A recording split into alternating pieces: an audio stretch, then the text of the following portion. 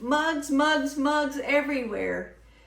Have you ever had too many mugs in your camper and you need to figure out which ones actually make the cut to go into the camper? That's what I'm gonna do today.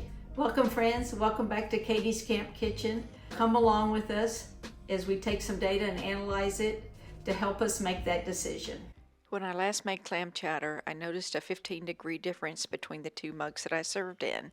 So I decided to do some experiments to see if I could quantify the differences in performance. This is my experimental setup.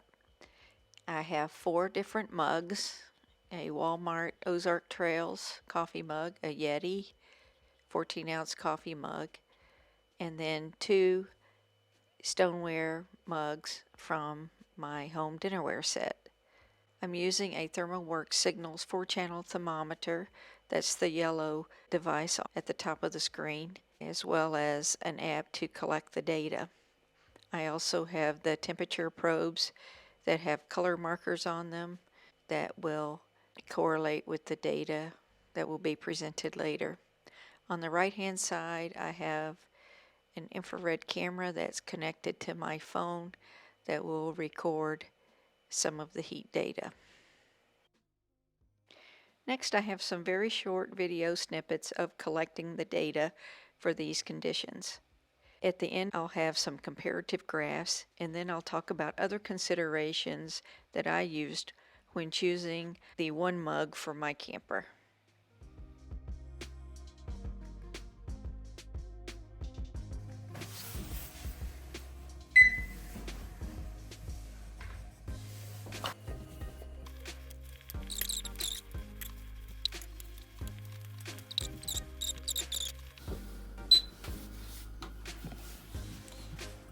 This is a Walmart 15-ounce mug, a Yeti 14-ounce mug. This is a soup bowl from my kitchenware and a coffee cup from my kitchenware. I chose these two to do a wide mouth versus narrow mouth experiment, and I chose these two because they're the same materials. Here you can see a picture of the heat. The brighter the color, the hotter the surface is. This is the performance that I measured for all the mugs with their lids removed. The Yeti and the Walmart performed almost identically. That's the green and barely visible yellow line on the graph. The red and blue lines represent the Stoneware mugs. They immediately started absorbing the heat so that the temperature of the water dropped almost immediately, which is visible when you look at the circled top left-hand corner of the graph. Next, I measured the performance of the cups as they were sold. Both the insulated mugs had lids and the Stoneware mugs do not. The 2 insulated mugs are very close, as well as the 2 uninsulated mugs. But I'll have more data analysis. Just wanted to show you the graph. Here is some data that I took with the infrared camera. Here we are just a couple of minutes into the test. The Walmart cup is measuring 86, 87 there, and up coming out of the top, 138. The Yeti cup, 81, 138. The wide soup cup, you can tell is kind of hot all over, 140 there, coming out of the top, 141. And for the narrow mug, 141,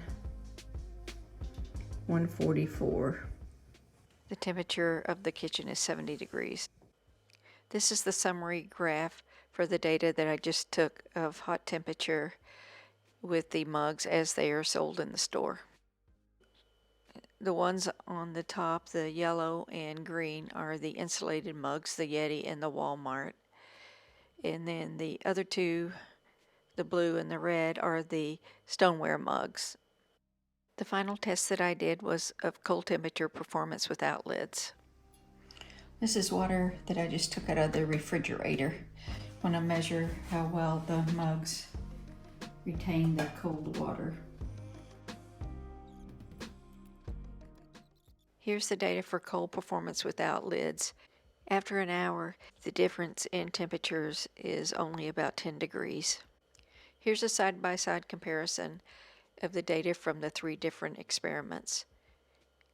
The top left is the temperature performance with all mugs unlidded. The middle is the mugs sold as is, with the insulated mugs having lids and the stoneware not.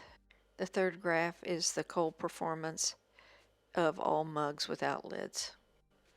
On the bottom for each of the 3 experiments, I have a set of charts that show the change of temperature for each of the mugs at the 10, 20, and 30-minute marks. In addition to performance, here are some other categories that I considered when choosing the mug that will go into my camper. The other main categories that I considered were cost, weight, the ability to stack, the handle, and the lid. The Walmart mug is less than $10. The Yeti mug is roughly 3 times that of the first mug. For the handle, I found 2 major differences. One is how many fingers can I put into the handle, and the second is the curvature of the handle and how sharp or smooth it feels. While I like the curvature and smoothness of the Yeti handle better than the Walmart, I found that I could only fit 3 of my fingers in the Yeti handle, and I really prefer all 4 to fit. My husband prefers the Yeti handle. For the lids, the similarities are that both of them have a magnetic closure. The differences are that the Walmart has a little bit larger opening so that you can fit a hard-sided straw into it. The other difference I found is that on one of the lids of the Walmart, it came off a little bit too easily, and I actually took it back to the store and exchanged the lid. After the exchange, it works perfectly fine. It is now just as tight as the Yeti lid. After all the performance testing and other considerations, which mug did I end up choosing to be my camping mug, and why? I ended up choosing the Walmart mug to be my camping mug. In all 3 test cases, the technical performance was very close. The Walmart mug is lighter and would cost much less to repurchase should I lose it. I was able to fit all 4 fingers into the Walmart cup. As for colors, Yeti has a much wider selection, and you can even have them engraved from the factory. To add some color to my Walmart mug, I'll cover them with some really neat stickers from my travels. In my case, these were all mugs that I already had that had been given to me by family or that I had purchased. All these mugs will last so long because they're made of stainless steel that in the end, I think you should choose whatever you can afford and what you like best. I hope this video will be of use to you in case you need to choose your own camping mug. If you learned something new, please give us a thumbs up and consider subscribing. Here's a link to the clam chowder video that I mentioned earlier today. We'll see you around the campfire very soon. Thank you so very much.